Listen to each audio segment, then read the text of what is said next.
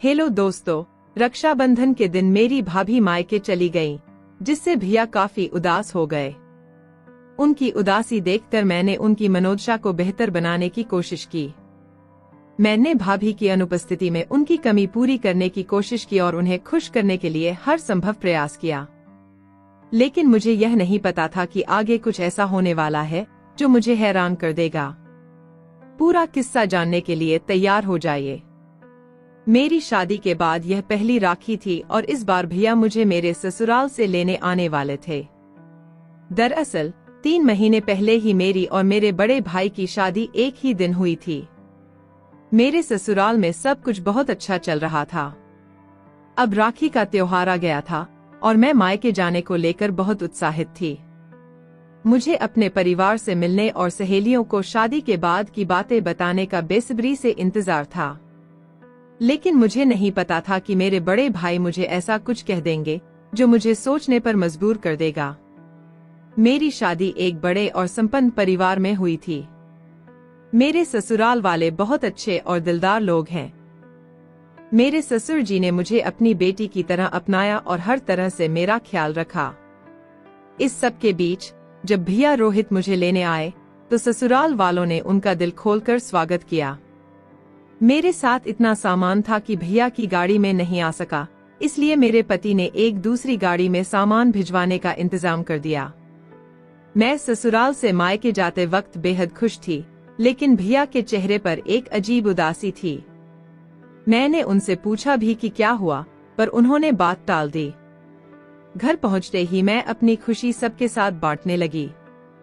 मैंने ससुराल की छोटी बड़ी बातें सबको बताईं। मेरी भाभी से मेरी अच्छी बनती थी, तो उनके साथ मैंने खूब बातें की। लेकिन भैया अब भी चुपचाप बैठे थे। उनकी यह हालत देख मुझसे रहा नहीं गया और मैंने पूछ ही लिया, भैया क्या बात है, आप इतने चुप क्यों हैं? क्या मेरा आना आपको अच्छा नहीं लगा? तब भैया ने धीरे से कहा, तेरा आना तो बहुत अच्छा लगा, लेकिन मुझे यह सोचकर अच्छा नहीं लग रहा कि तेरी भाभी त्योहार के दिन अपने मायके चली जाएंगी। भाभी यह सुनकर हंस पड़ी। मैंने कहा, भैया जैसे मुझे अपने भाई को राखी बांधने मायके आना था, वैसे ही भाभी को भी तो अपने भाई को राखी बांधनी होगी।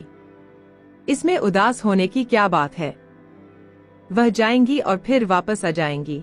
मेरी यह बात सुनकर सब मुस्कुरा दिए और भैया का चेहरा भी खिल उठा। मैं बोली, भैया आपको भाभी की कमी महसूस नहीं होने दूंगी। भैया भी मेरी बात सुनकर हल्के से मुस्कुराए, लेकिन उनकी मुस्कान में एक हल्का सा इशारा छिपा हुआ था।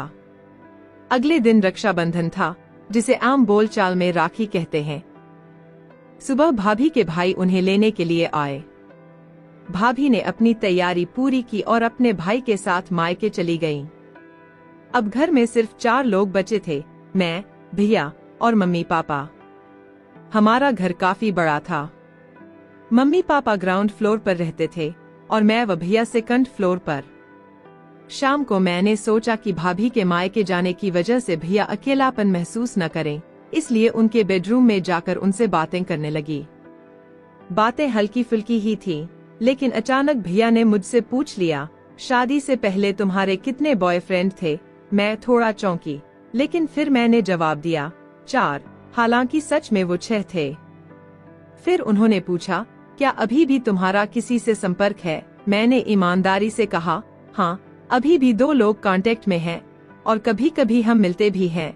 भैया ने गंभीर होकर कहा, तुम्हें याद रखना चाहिए कि तुम्हारी शादी हो चुकी है। मैंने हंसते हुए जवाब दिया, क्या करूं भैया, शुरू से ही 1 से ज्यादा लोगों की आदत रही है, इसलिए मैं अपने पति से छिपकर उनसे मिलती रहती हूँ।